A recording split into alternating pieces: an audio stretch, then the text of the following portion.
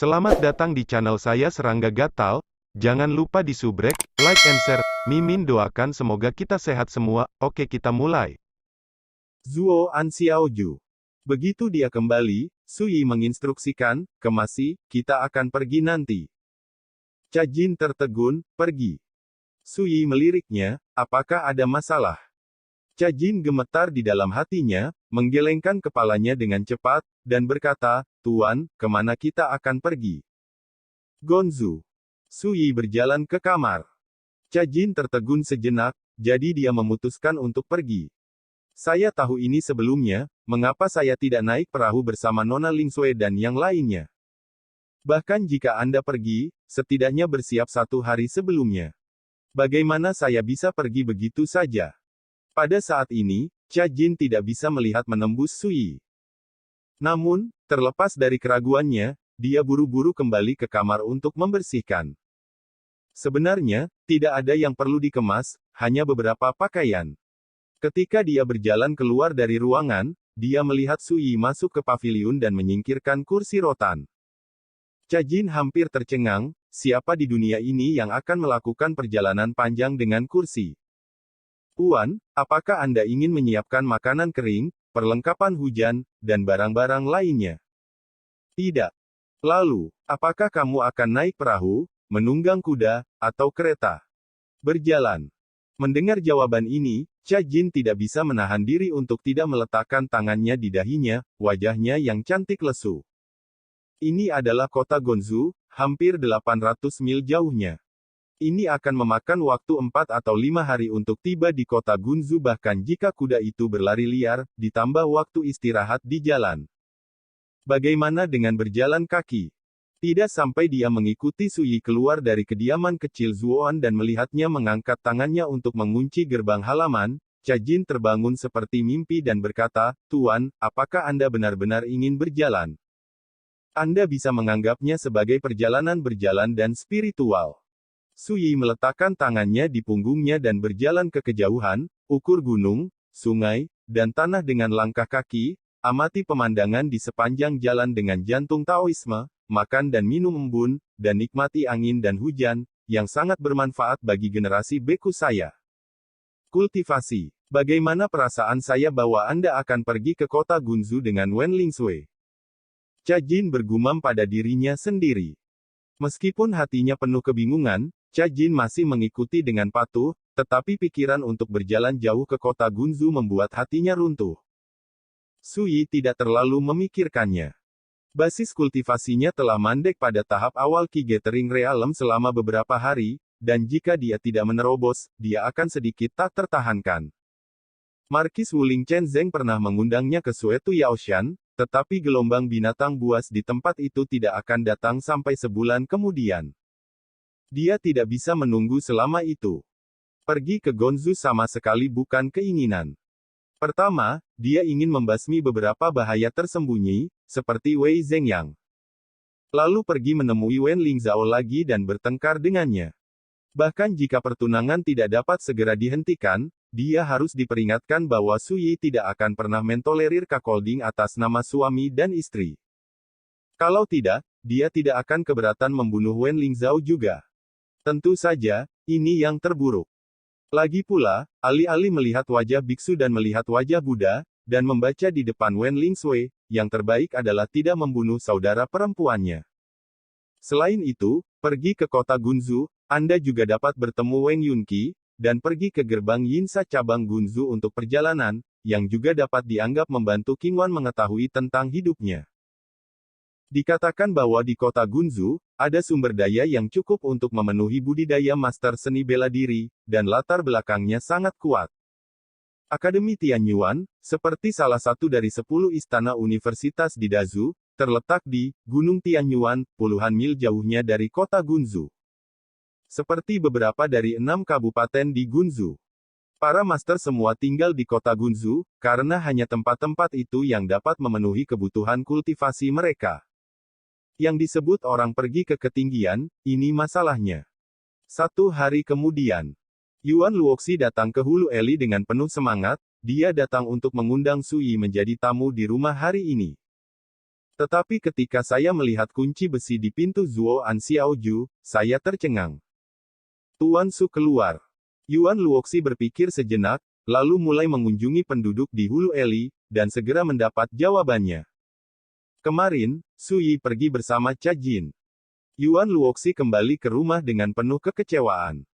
Ketika Yuan Wutong mendengar berita itu, dia tercengang, dan segera berkata dengan emosi.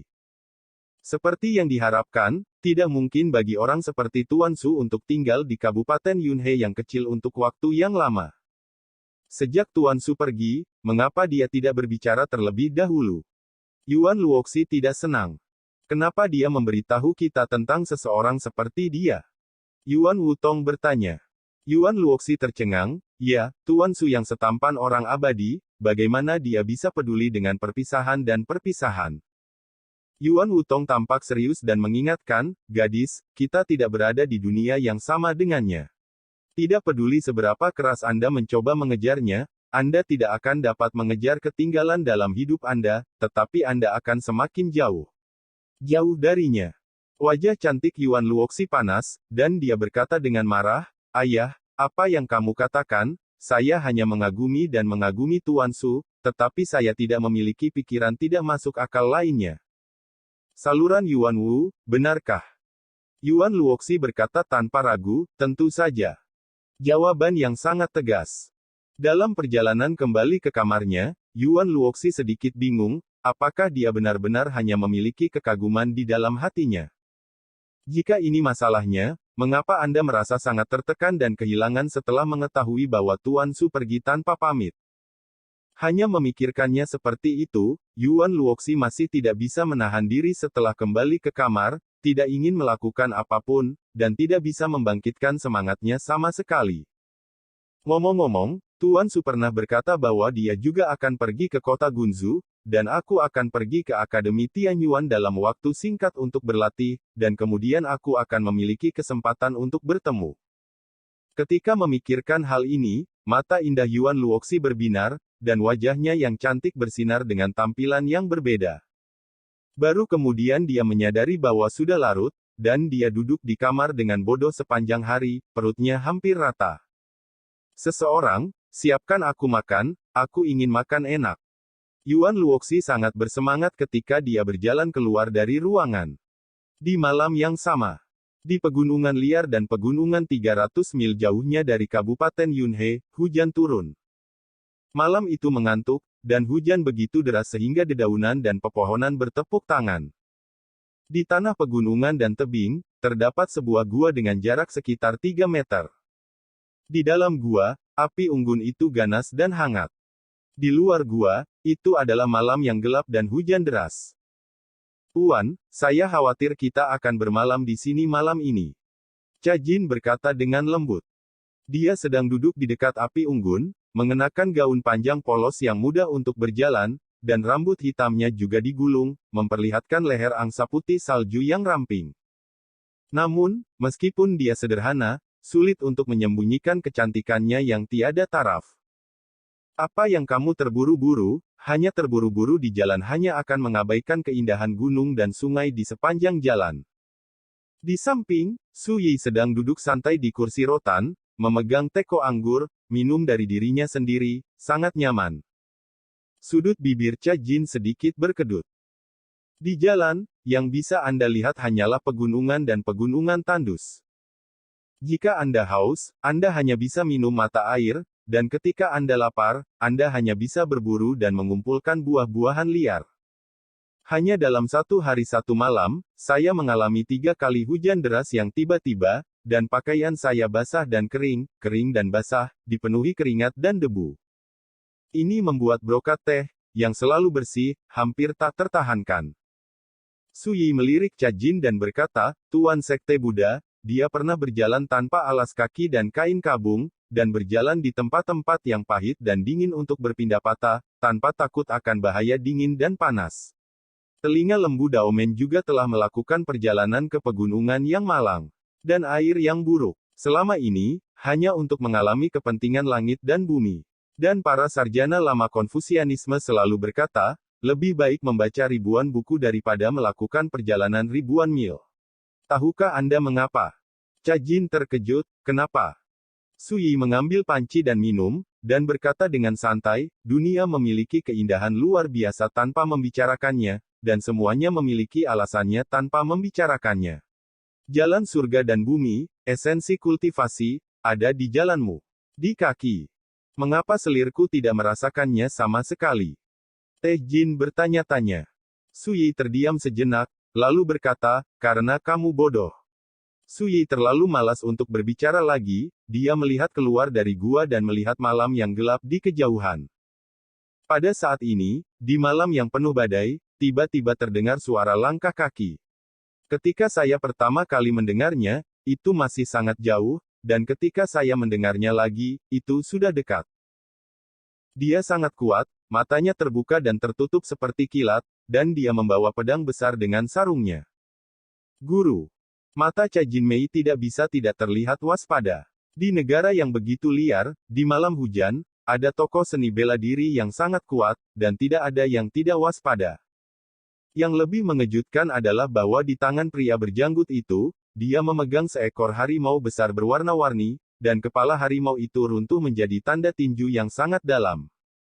Itu jelas dipukul sampai mati.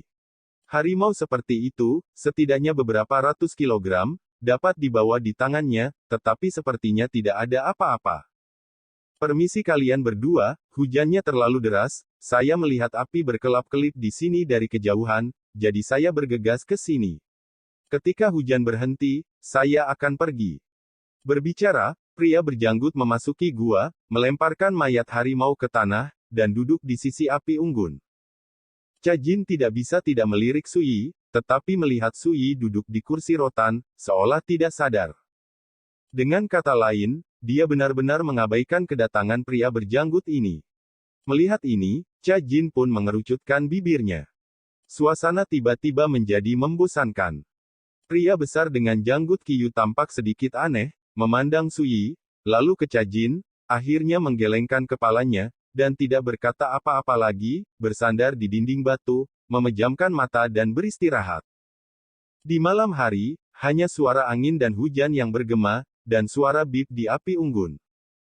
Cha Jin duduk di sana, merasa sangat tidak nyaman, jika hujan deras ini terus berlanjut, bukankah akan selalu waspada?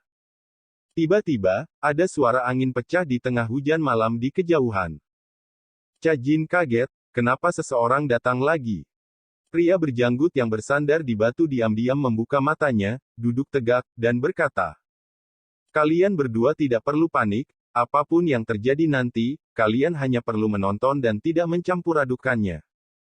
Su Yi, yang belum pernah berbicara sebelumnya, angkat bicara dan berkata dengan ekspresi datar, jika Anda benar-benar tidak ingin melibatkan kami, Anda harus meninggalkan tempat ini sekarang, daripada mengatakan omong kosong seperti itu. Dia adalah pria yang heroik, dia tidak akan peduli dengan seorang pria muda, dia berkata sambil tersenyum, jangan khawatir, itu tidak akan menyakiti sehelai rambut pun padamu. Sejak dia datang ke sini, pria berjanggut itu secara tidak sadar mengira bahwa Su Yiding adalah putra bangsawan dari klan mana.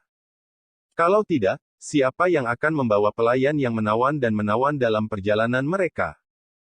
Yang lebih konyol lagi, anak bangsawan ini jelas terbiasa menikmati kebahagiaan, dan dia juga membawa kursi rotan bersamanya. Kamu sering berkunjung dan kamu sudah menjadi bodhisattva lumpur yang menyeberangi sungai. Di malam hujan, suara lembut terdengar, dan sosok anggun datang melayang.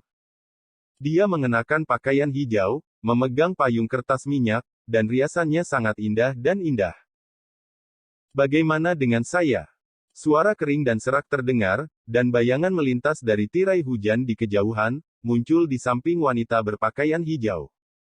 Orang itu kurus dan pendek, dengan rambut jarang, wajah tua, dan bungkuk, terlihat sangat tidak mencolok.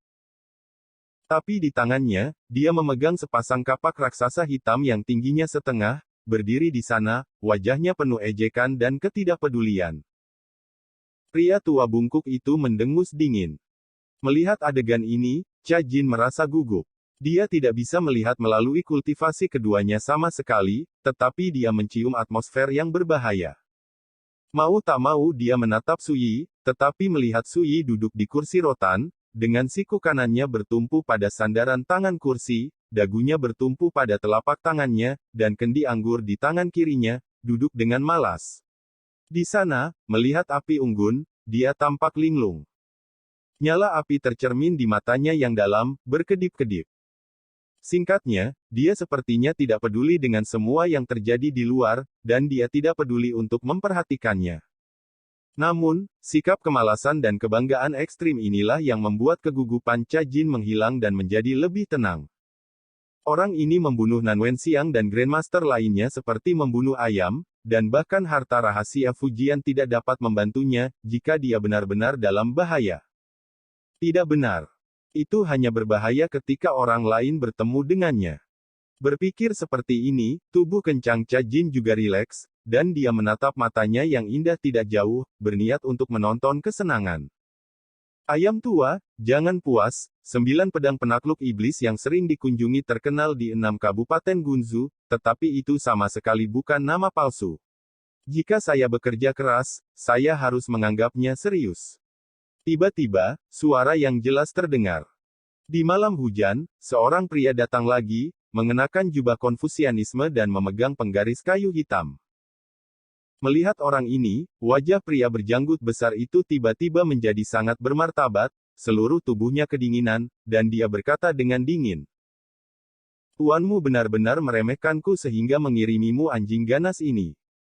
Pria berjubah Konfusianisme tersenyum sedikit dan berkata, jika saudara Chang setuju, dalam waktu 1 bulan, jika Anda tidak menginjakan kaki di kota Gunzu, saya akan segera menyajikan anggur yang baik untuk Anda. Berhenti bicara omong kosong, aku hanya berjanji, aku khawatir kamu tidak akan percaya, dan itu ditakdirkan untuk tidak mungkin menyerah. Pria berjanggut besar itu berkata dengan dingin.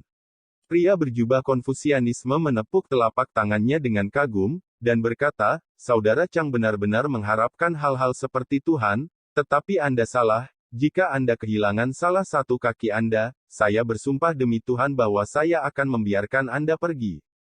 Hidup. Ledakan. Begitu suara itu jatuh, tiba-tiba ada guntur di langit. Penonton terdiam. Kerumunan itu tampak aneh. Cha Jin hampir tidak bisa menahan tawa, ini sumpah bahwa Tuhan tidak percaya orang ini. Pria berjubah Konghucu itu malu, menggosok hidungnya, dan berkata, di musim hujan ini, memang tidak ramah bagi mereka yang bersumpah. Wanita cantik berpakaian hijau memegang payung kertas berbisik, Tuan Yin, sudah seperti ini, mengapa Anda tidak segera melakukannya dan mengirim pengunjung yang sering ke barat? Pria berjubah Konfusianisme menghela nafas, jika dia benar-benar percaya bahwa kita akan membiarkannya hidup, dia akan menunjukkan kepengecutannya dan tidak akan mau bekerja keras. Dalam hal ini, sangat mudah untuk merawatnya, dan kita tidak perlu khawatir tentang kerugian apapun, tetapi saya tidak berharap bahwa guntur di langit akan sangat tidak kooperatif. Dia tampak sedikit tertekan. Wanita glamor itu membeku sesaat dan berkata, Tuhan tidak bekerja sama, selama kita bekerja sama dengan baik, tidak akan ada kerugian besar. Pria tua bungkuk itu menggelengkan kepalanya, menyeringai dan berkata, sangat. Ada sedikit keheningan, pria berjanggut itu menunjuk Sui dan Cha Jin di gua, dan menatap pria berjubah Konfusianisme, berkata, biarkan mereka pergi, aku akan bermain denganmu, aku berjanji tidak akan melarikan diri. Lagi.